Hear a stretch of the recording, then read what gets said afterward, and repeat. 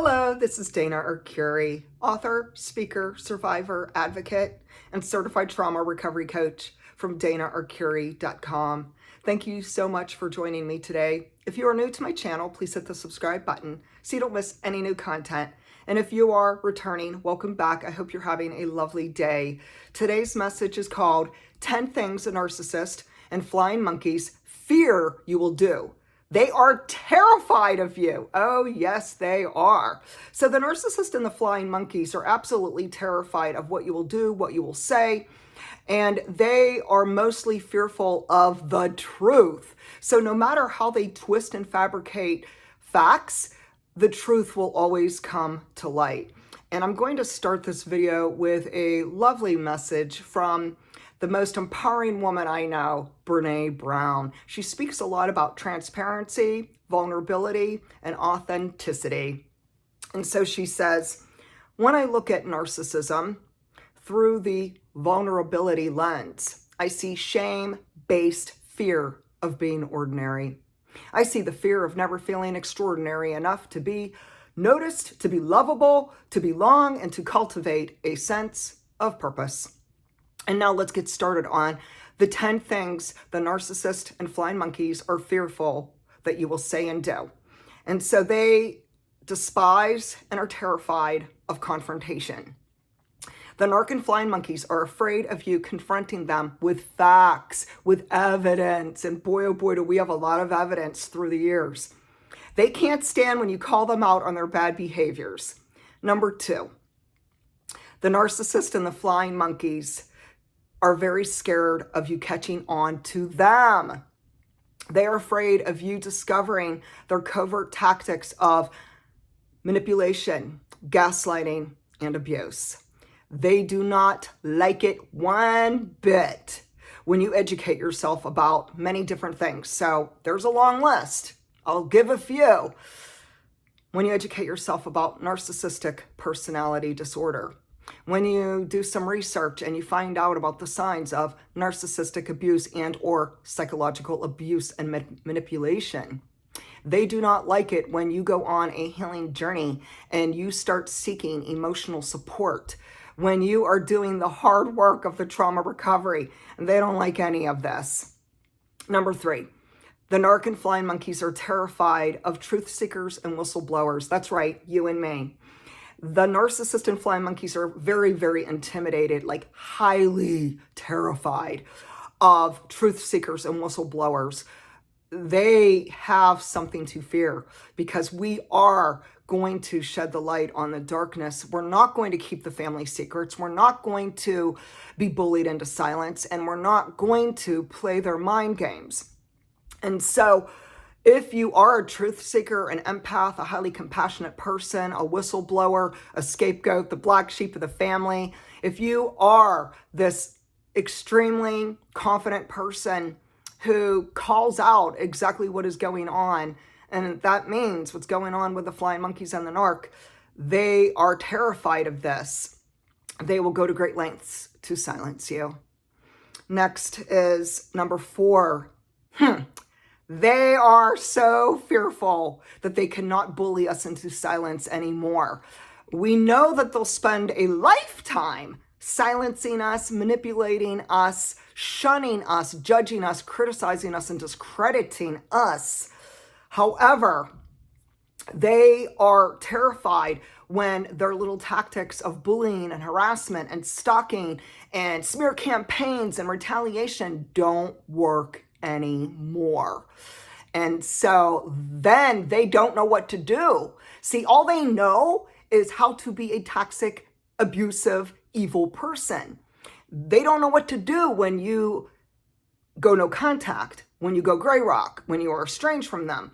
And so this puts them in a place of discomfort and fear. Next would be number 5, healthy boundaries. This is a big hot button for the narc and the flying monkeys. Number 1, they don't have clear, healthy boundaries. They don't respect you. They don't respect your healthy boundaries. And so they will repeatedly cross your boundaries over and over again.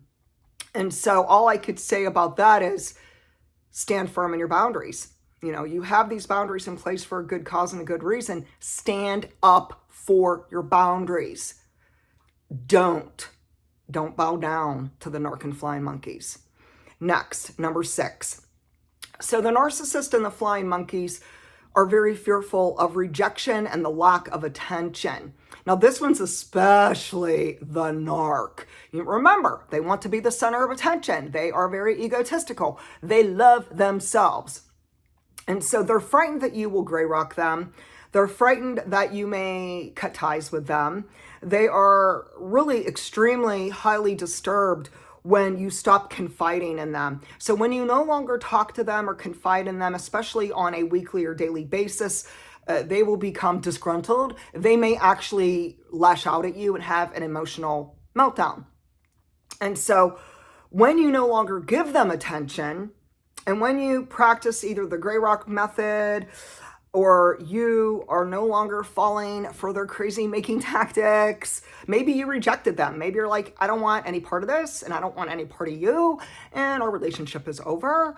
They're going to freak out, flip out, and they are going to lash out at you. This leads me to another thing they're fearful of, and then I have a quote that describes this. So the narc and flying monkeys are fearful of aging, illness, and rejection. And so this quote is from Psychology Today, and they state, deep down, people with narcissism are frightened, fragile people. Aging, defeat, illness, or rejection can shake them to their foundation. Bingo! That one's spot on, my friends. Next is number 7. And so this one I think most of you did discover, and that is the narcissist and the flying monkeys fear that you will starve them of narcissistic supply. So narcissistic supply is a form of psychological addiction where the narcissist demands endless special treatment, admiration, importance, or validation to feel their sense of entitlement. Basically, they're feeding their sense of entitlement and self-centeredness. Narcissistic supply is how the narcs and the flying monkeys cope with the world, making it a place for them to thrive. So we can understand at the end of the day, when you starve them of narcissistic supply, they can't thrive, which leads me to an awesome quote. And this is by the narcissisticlife.com, who says, narcissists can't live without supply. It's like a drug to them. If you take heroin from a heroin addict, expect a negative reaction. The same is true when narcissists do not get their daily dose of praise and admiration. This is leading me now to number 8. They are fearful of themselves. So both the narcissist and the flying monkeys are scared of their own selves. They're scared of what they're capable of because we know they're capable of a lot of crimes, a lot of evil, toxic motives and intentions. Some of you have been called by the police.